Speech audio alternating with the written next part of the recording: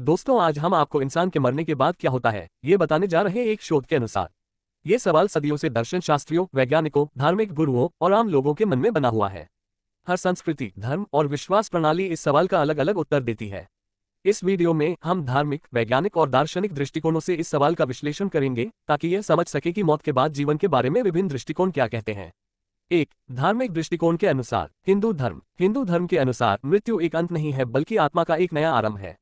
हिंदू मान्यता के अनुसार आत्मा अमर होती है और यह शरीर की मृत्यु के बाद भी जीवित रहती है। यह आत्मा पुनर्जन्म के चक्र में प्रवेश करती है जिसे संसार या संसर्ग कहा जाता है। कर्म के आधार पर आत्मा नए शरीर में जन्म लेती है। यदि इंसान ने अपने जीवन में अच्छे कर्म किए होते हैं तो आत्मा एक उच्चतर जीवन या अच्छे परिस्थितियों में जन्म लेती है और बुरे कर्मों के परिणामस्वरूप निम्नतर जीवन मिल सकता है। इस चक्र से मुक्ति पाने के लिए मोक्ष का महत्व होता है, जिसमें आत्मा ब्रह्म के साथ एकाकार हो जाती है और पुनर्जन्म के चक्र से मुक्त हो जाती है। इस्लाम धर्म के अनुसार इस्लाम में मृत्यु के बाद आत्मा अल्लाह के पास लौट जाती है। मुस्लिम आस्था के अनुसार मरने के बाद आत्मा को एक अस्थायी स्थान पर रखा जाता है जिसे बरज़ख कहा जाता है। वहां आत्मा कियामत अंतिम न्याय के दिन तक रहती है।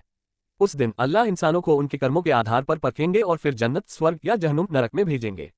इस्लामिक विश्वास में इंसान के अच्छे और बुरे कर्मों का न्याय होगा और उसका अंतिम स्थान इसी न्याय के आधार पर निर्धारित होगा।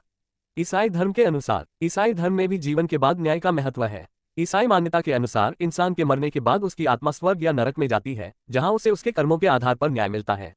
ईसाई धर्म में पुनरुत्थान का भी विश्वास है, यानी कि अंतिम दिन ईश्वर इंसानों को जीवित करेंगे और अंतिम न्याय करेंगे। जो ईश्वर में विश्वास करते हैं और उनके अनुसार जीवन जीते हैं उन्हें स्वर्ग में अनंत जीवन मिलेगा।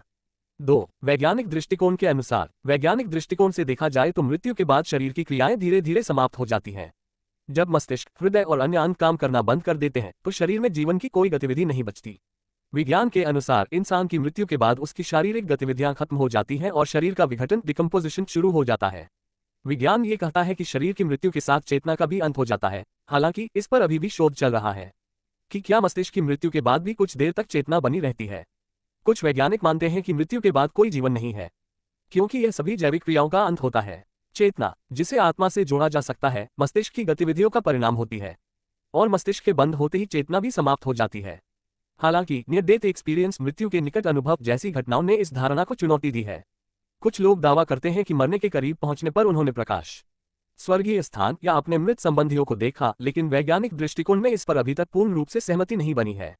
3. दार्शनिक दृष्टिकोण के अनुसार दार्शनिक दृष्टिकोण से मौत के बाद जीवन के बारे में बहुत विविध विचार प्रस्तुत किए गए हैं। सुकरात और प्लेटो जैसे प्राचीन दार्शनिकों ने आत्मा की अमरता पर जोर दिया था। उनके अनुसार आत्मा अमर होती है और शरीर के मरने के बाद भी जीवित रहती है। प्लेटो का मानना था कि आत्मा शरीर में तब तक कैद रहती है जब तक वह सच्चे ज्ञान को प्राप्त नहीं कर लेती। नास्तिक और भौतिकवादी दार्शनिक जैसे कि बर्ट्रैंड रसेल मानते हैं कि इंसान का जीवन उसकी भौतिक शरीर की गतिविधियों पर आधारित होता है। वे मानते हैं कि मौत के बाद कुछ भी नहीं होता, क्योंकि चेतना केवल मस्तिष्क की गतिविधियों से जुड़ी होती है। जब मस्तिष्क काम करना बंद कर देता है तो चेतना का भी अंत हो जाता है। इसके विपरीत रिनकार्नेशन और अमरता के विचार को कुछ दार्शनिक स्वीकृति देते हैं, लेकिन इसे प्रमाणित करने के लिए कोई ठोस वैज्ञानिक साक्ष्य नहीं है।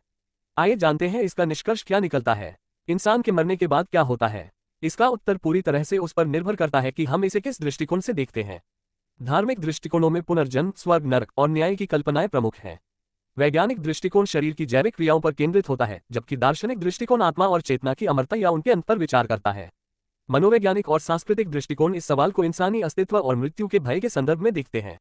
दोस्तों, जानकारी एकत्रित करने में बहुत समय लगता है। आपसे निवेदन है कि चैनल को सब्सक्राइब जरूर कर ले।